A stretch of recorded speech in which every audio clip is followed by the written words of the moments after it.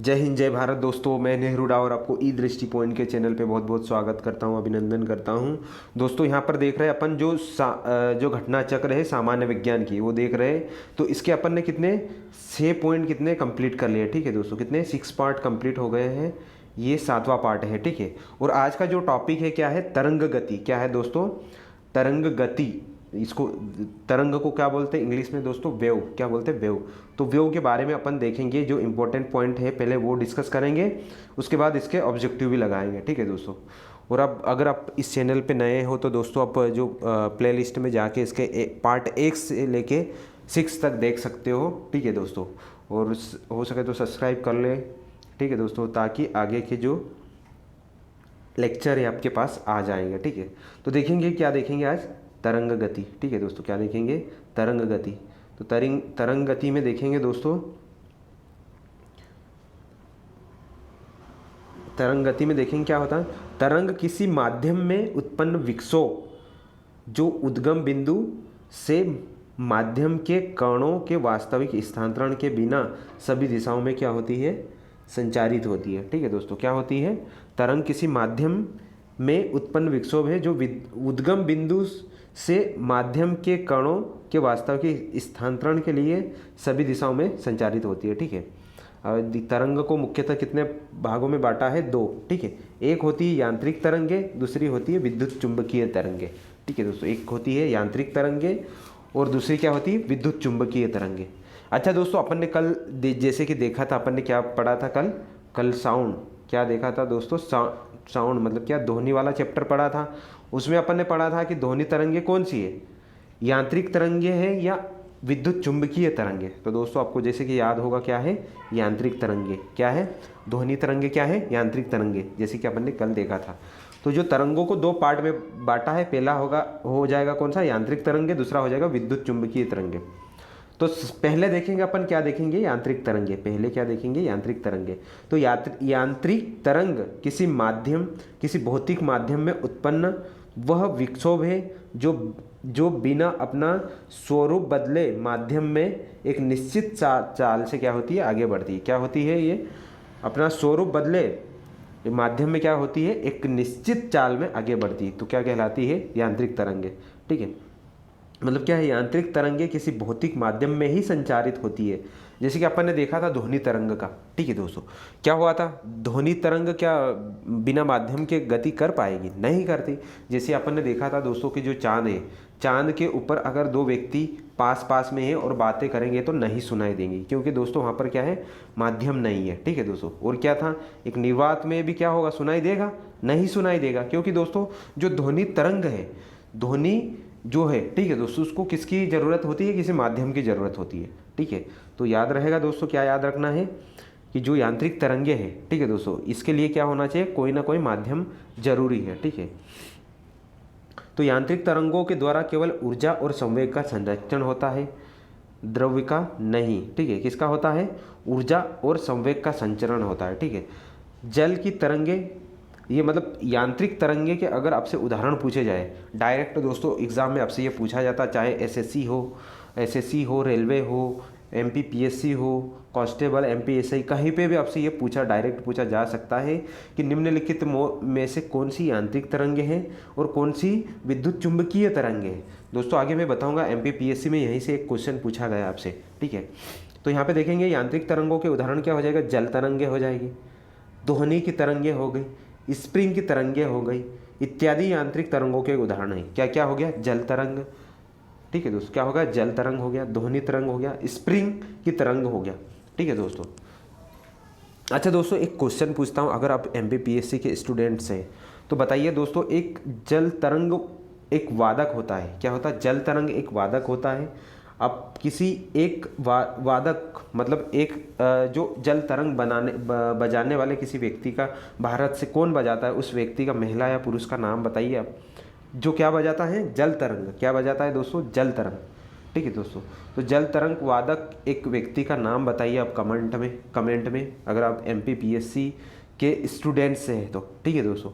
तो ये हो गया दोस्तों, यांत्रिक तरंगे कौन कौन हो गई, एक बार फिर से, जल तरंग हो गई, ध्वनि तरंग हो गई और स्प्रिंग की तरंगे, 3 चीज़ें हो गई, जल तरंग, ध्वनि तरंग और स्प्रिंग तरंग। ठीक, याद हो गया दोस्तों। आगे देखते हैं, यांत्रिक तरंगों के प्रकार देखेंगे। क्या देखेंगे? यांत्रिक तरंगों के प्रकार। तो जब किसी माध्यम में कोई यांत्रिक तरंग संचरित होती है तो माध्यम के कण उत्पन्न करने लगते हैं। क्या होती है? संचरित मतलब जब यांत्रिक तरंगें क्या किसी माध्यम में चलती है तो क्या हो जाती है? तरंग संचरित होती है। क्या? यांत्रिक तरंगें संचरित होती है और माध्यम के कण उत्पन्न करने लगती है। कणों के कंपन की दिशा के अनुसार यांत्रिक तरंगें क्या होती है? दो प्रकार की। मतलब दोस्तों बहुत बड़ी इंपॉर्टेंट बात है यहाँ पर कि यांत्रिक तरंगें कितने प्रकार की होती है। ठीक है दोस्तों, क्या देखा था? यांत्रिक तरंगें कितने प्रकार की होती है? तो दो प्रकार की, एक होती अनुप्रस्थ और एक होती अनुदैर्घ्य।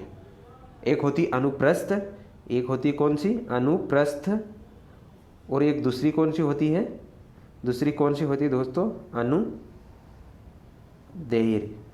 ठीक है, अनुदैर्घ्य। तो दो प्रकार की, किसको? सिर्फ यांत्रिक तरंगों को अपन ने बांटा है यहाँ पे। किसको? यांत्रिक तरंगों को, अनुप्रस्थ और अनुदैर्घ्य। ठीक है, अब पहला देखेंगे अपन अनुप्रस्थ तरंगे। ठीक है दोस्तों, क्या देखेंगे? पहला देखेंगे अनुप्रस्थ तरंगे।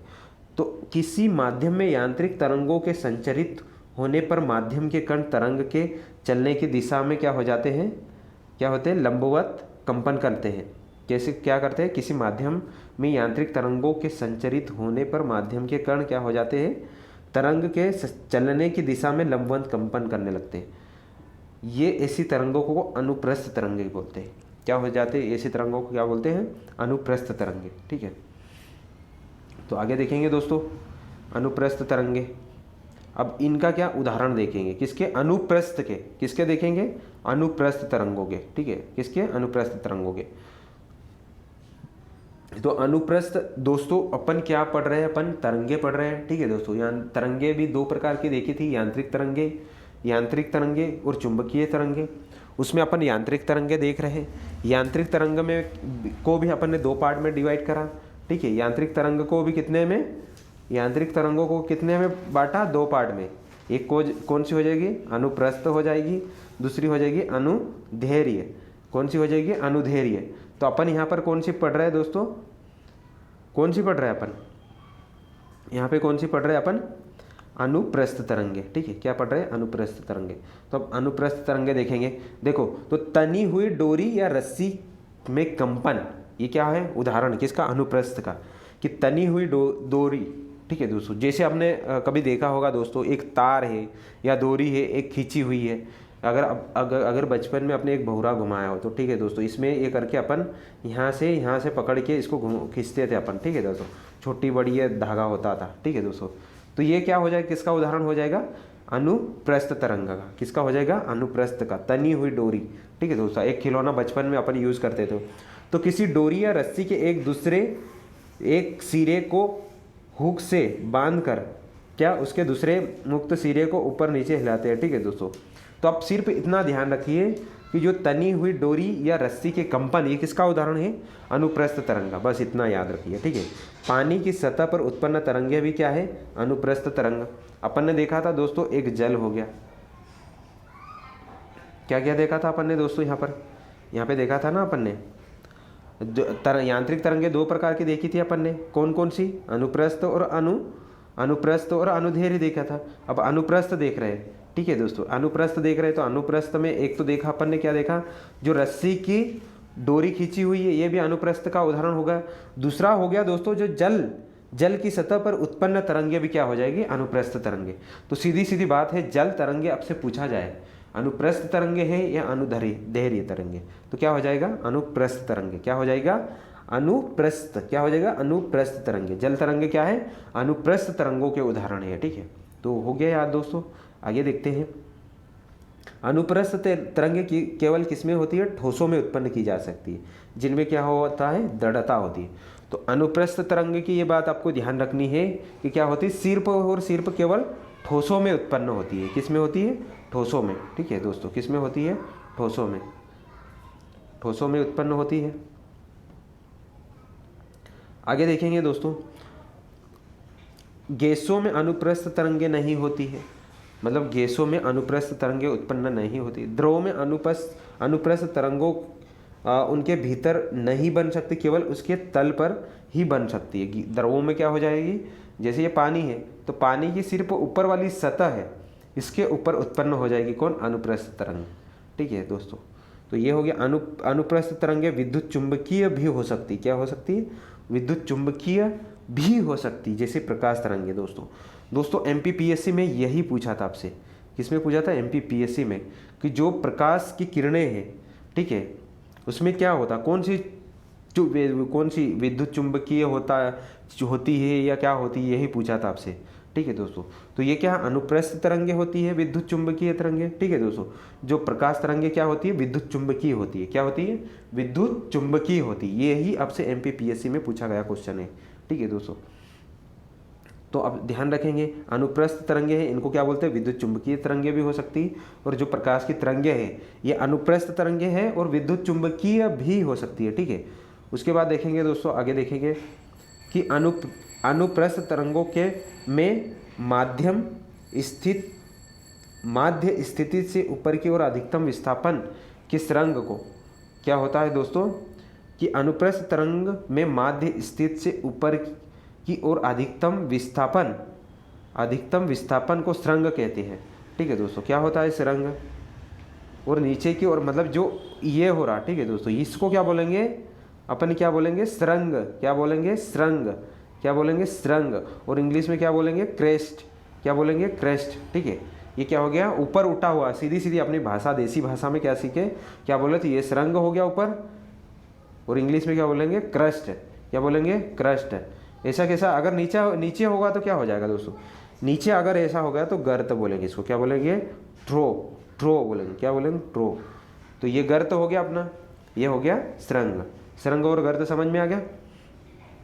आगे देखेंगे कि क्या बोला है? अनुप्रस्थ तरंग में माध्य स्थिति से ऊपर की ओर अधिकतम विस्थापन की स्थिति को सुरंग और नीचे की ओर अधिकतम विस्थापन को गर्त कहते हैं। ये समझ लिया।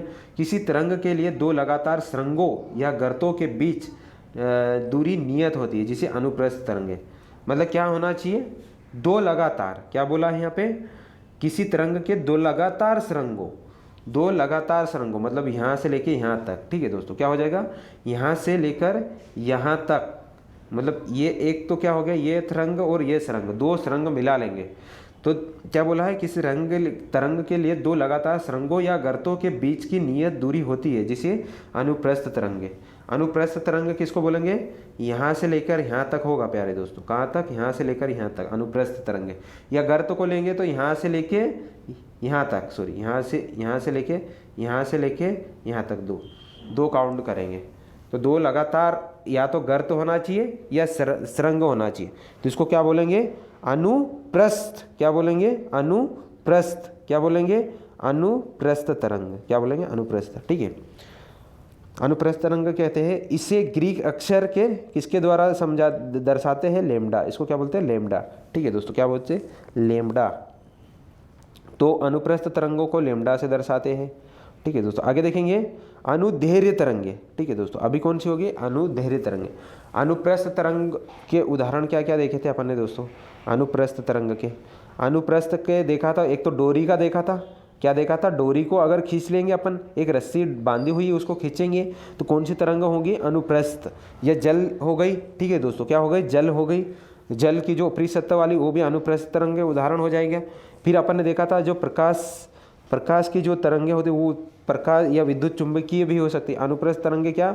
विद्युत चुंबकीय होती है, जैसे प्रकाश तरंगे। तो ये हो गया अनुप्रस्थ। आप देखेंगे अनुदैर्घ्य। क्या देखेंगे? अनुदैर्घ्य। क्या देखेंगे दोस्तों? अनुदैर्घ्य। तो अनुदैर्घ्य देखेंगे दोस्तों, इनको लॉन्गिट्यूडनल वेव्स, इनको क्या बोलते हैं इंग्लिश में? लॉन्गिट्यूडनल। किसी माध्यम में यांत्रिक तरंगों के संचरित होने पर यदि माध्यम के कण तरंग के संचरण की दिशा के समानांतर हो।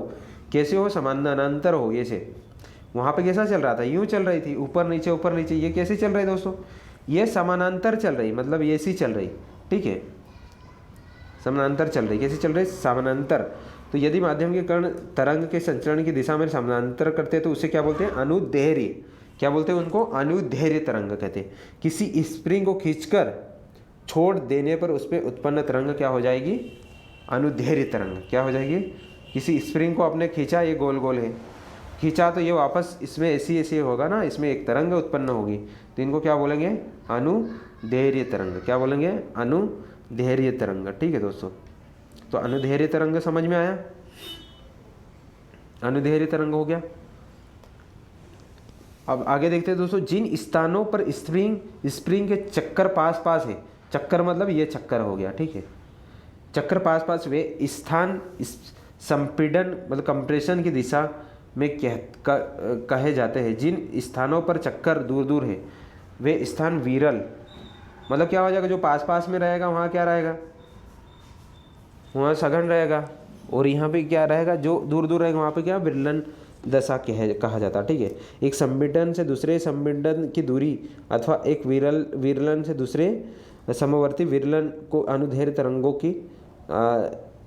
तरंगों की तरंगदैर्घ्य कहलाते हैं। ठीक है, मतलब क्या हो सकता है? या तो दूर दूर होगा या पास पास होगा। ठीक है, या तो क्या होगा? दूर दूर होगा या तो पास पास होगा। ठीक है दोस्तों, तो ये एक दूसरे के पास की जो तरंग उत्पन्न होगी उन्हीं को क्या बोलते हैं? क्या बोलते हैं? अनुदैर्घ्य तरंग। क्या बोलते हैं? अनुदैर्घ्य तरंग। जैसे यहाँ पे संपीड़न हो रहा है, यहाँ विरलन हो रहा है, या संपीड़न या विरलन। ठीक है, हो गए। वायु में उत्पन्न ध्वनि तरंगे सदैव अनुदैर्घ्य तरंगे है। ठीक है, क्या है? अनुदैर्घ्य तरंग। सीधा कल भी अपन ने पढ़ा था दोस्तों कि जो ध्वनि तरंगे क्या है? अनुदैर्घ्य तरंग। और ध्वनि तरंग को अगर एक माध्यम से दूसरे ये जो ध्वनि तरंगे कहाँ पर सिर्फ गति करती है? सिर्फ माध्यम में, इसके लिए माध्यम होना चाहिए। द्रवों की सतहों पर अनुप्रस्थ तरंगों के संचरण होते हुए भी केवल अनुदैर्घ्य तरंग ही संचरित हो सकती है। मतलब क्या है? द्रवों की सतहों पर अनुप्रस्थ तरंगों का संचरण होते हुए भी उनके भीतर केवल अनुदैर्घ्य तरंग का संचरण।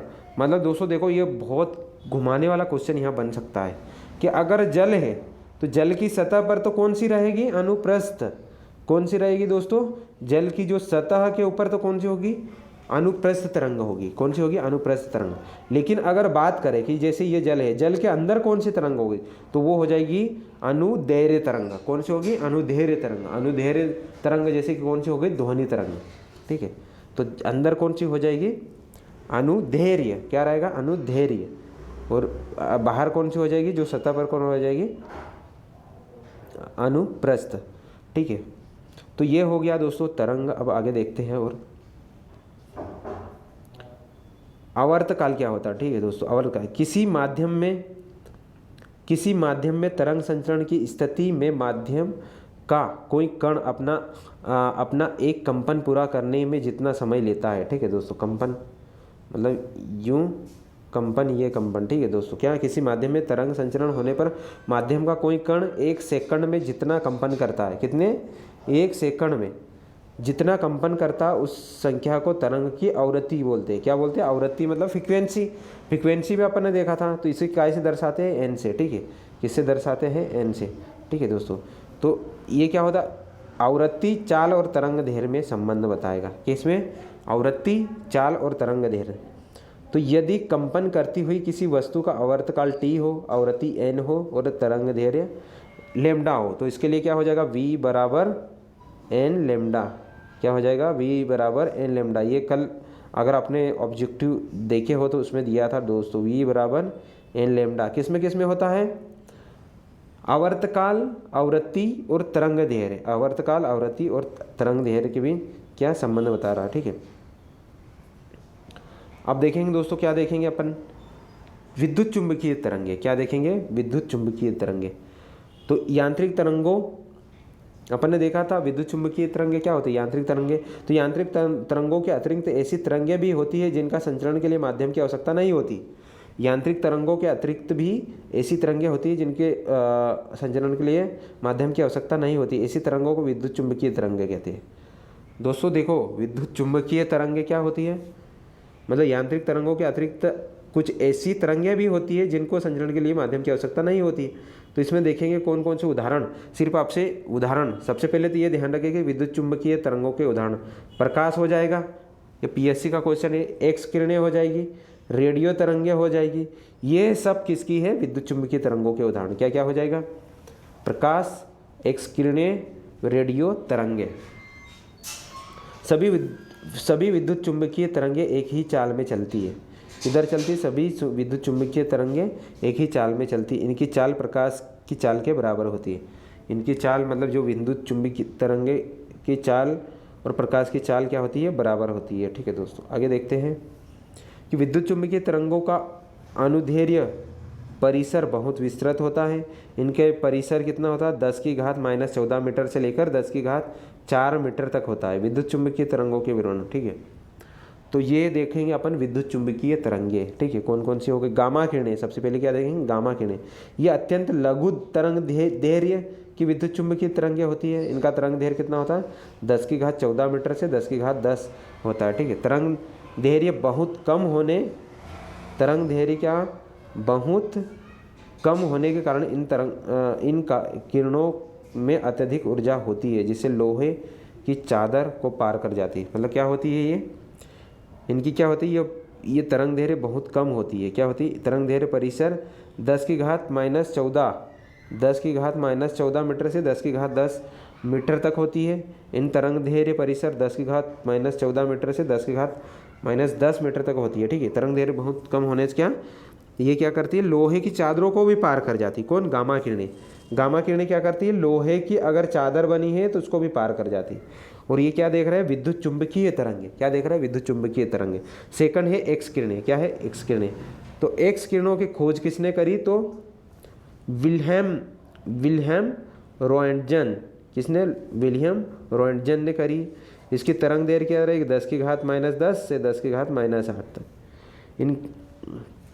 इसका बहुत प्रयोग कहाँ पर होता है दोस्तों, मेडिकल क्षेत्र में। कहाँ पर होता है, किसका, एक्स किरणों का उपयोग कहाँ होता है, जो हॉस्पिटल वगैरह में होता है। ठीक है, औद्योगिक और चिकित्सा क्षेत्र में, औद्योगिक और चिकित्सा क्षेत्र में होता है। ठीक है दोस्तों, आगे देखेंगे पराबैंगनी विकिरण। क्या हो जाएगा, पराबैंगनी विकिरण। ये सारे के सारे विद्युत चुम्बकीय तरंगों के उदाहरण हैं। पराबैंगनी विकिरण, इन विकिरणों की खोज जर्मन भौतिकवाद जोहन रिटर ने की। किसके, पराबैंगनी किरणों की खोज किसने करी, तो रिटर ने। एक्स किरणों की खोज किसने करी, तो विल्हेम रोएंटजन ने। किसने, विलियम रोएंटजन ने। तो दोनों याद रहेगा, एक्स किरणों की खोज रोएंटजन और पराबैंगनी विकिरण की खोज जोहन रिटर ने। ठीक है, इन तरंगों के तरंग दैर्ध्य क्या रहेगा, 10⁻8 मीटर से 4×10⁻7 मीटर तक होता है। ये तरंगे सूर्य के प्रकाश, विद्युत विसर्जन, निर्वात, संपर्क आदि उत्पन्न होती है। ये तरंगे सूर्य के प्रकाश, तरंग विसर्जन, निर्वात, स्पार्क आदि में उत्पन्न होती है। अदृश्य लिखाई अंगुली के निशान द्वारा, अदृश्य लिखाई अंगुली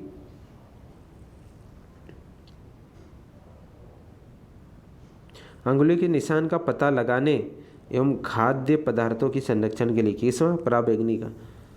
एक तो जैसे किसी ने, जैसे मान लो कहीं पे बर्नर हो गया, कुछ भी हो गया, वहाँ पे अगर पता लगाना है, ठीक है, कि किसी बंदे ने किसके हाथ है, क्या है, तो ये बारी बारी अदृश्य जो लिखा है उंगली के निशान है उनको भी पहचान लेंगे। ठीक है, कौन हो जाएगी दोस्तों, कौन हो जाएगी, पराबैंगनी विकिरण। अब देखेंगे दृश्य विकिरण। इस विकिरण को हम अपनी आंखों से देख सकते हैं। इनकी गति क्या होती है, 4×10⁻7 मीटर से 7.8×10⁻7। दृश्य विकिरणों में परावर्तन। अब देखो दृश्य विकिरण, इसमें क्या क्या हो जाएगा, परावर्तन हो जाएगा। मेन तो आपसे एग्जाम्पल ही पूछा जाता है दोस्तों। परावर्तन, अपवर्तन, व्यतिकरण, विवर्तन, ध्रुवण और दृष्टि संवेदन, सभी चीज़ें आ गई इसमें। क्या हो गई, सभी की सभी चीज़ें आ गई।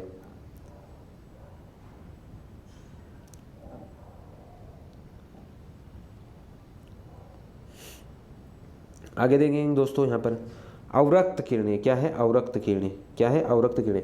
इन किरणों की खोज खगोल शास्त्री विलियम हर्शल ने करी। किसने, विलियम हर्शल ने। तरंग दैर्ध्य की परिसर क्या हो जाएगी, 7.8×10⁻7 मीटर से 10⁻3 मीटर तक होती है। ठीक है, किसकी, अवरक्त किरणों की खोज विलियम हर्शे ने। ठीक है, इन किरणों के वेधन शक्ति अधिक होने के कारण ये घने कोहरे तथा धुंध से पार निकल जाते हैं। युद्ध काल में इनका प्रयोग दूर दूर तक सिग्नल भेजने में किया जाता है। किसका, अवरक्त किरणों का।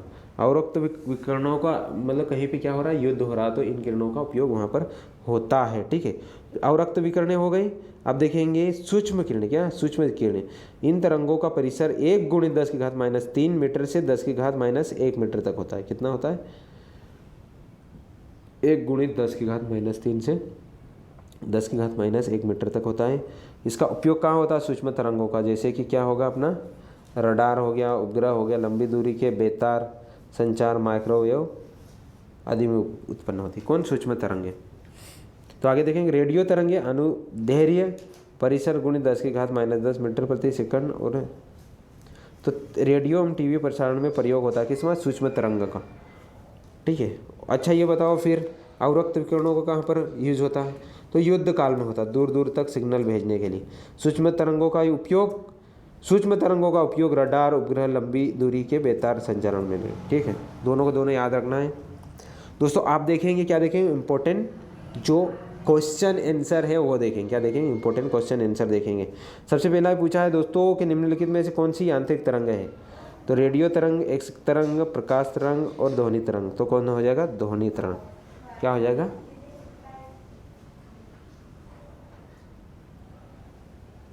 ध्वनि तरंग। आगे देखेंगे दोस्तों कि अनुदैर्घ्य तरंगों का उदाहरण है। अनुदैर्घ्य, तो अनुदैर्घ्य तरंग कौन हो जाएगी? ध्वनि। क्या हो जाएगी? ध्वनि। ध्वनि का देखो, ध्वनि का अपन ने कल भी देखा था दोस्तों, क्या होता है? ये बिना माध्यम के नहीं चलती है। और क्या होता है? ये अनुदैर्घ्य तरंगे होती है। ठीक है, आगे देखो दीर्घ रेडियो तरंगे पृथ्वी को किस तरह से परिवर्तित करती है? दीर्घ रेडियो तरंगे पृथ्वी को की किस सतह से परावर्तित होती है? तो क्या हो जाएगा? आयन मंडल। कहाँ से? आयन मंडल से। क्षोभ मंडल, आयन मंडल, ये सब चीज़ें पढ़ी होगी ना आपने। आगे देखो दो रेडियो तरंगे पृथ्वी की किस सतह से परावर्तित हो सकती है? दो रेडियो तरंगे पृथ्वी की किस सतह से परावर्तित हो सकती है? तो क्या हो जाएगा? आयन मंडल। और इसके पहले देखा था, क्या देखा था? अनुदैर्घ्य तरंगों का उदाहरण है, तो क्या हो जाएगा? ध्वनि। अच्छा ये क्वेश्चन हो गया था। ठीक है दोस्तों, तो दीर्घ रेडियो तरंगे पृथ्वी के आयन मंडल में परिवर्तित होती है। यह मंडल 80 से 400 किलोमीटर तक की ऊंचाई के माध्यम होता है। यहाँ की हवा विद्युत आवेशित होती है। कैसी होती? विद्युत आवेशित होती है। आगे देखेंगे दोस्तों, आगे का जो क्वेश्चन है कि बेतार के तार का संपर्क पृथ्वी के धरातल को परिवर्तित किया जाता है। तो क्या हो जाएगा इसका? आयनोस्फीयर द्वारा। क्या होता है? आयनोस्फीयर द्वारा। फिर रेडियो तरंगों के विक्षेपण के लिए वायुमंडल में निम्नलिखित स्तर में से कौन सा सरस्वती है? रेडियो तरंगों के विक्षेपण के लिए वायुमंडल में निम्नलिखित स्तरों में से कौन सा स्तर उत्तरदायी है? तो क्या हो जाएगा? डी, आयन मंडल। ठीक है, आयन मंडल। कौन सी तरंगे शून्य में संचरण नहीं कर सकती? तो क्या हो जाएगा दोस्तों? ध्वनि तरंगे, क्योंकि ध्वनि तरंगों को संचरण के लिए क्या होना चाहिए? कम से कम कुछ माध्यम होना चाहिए। ठीक है, आगे फिर देखो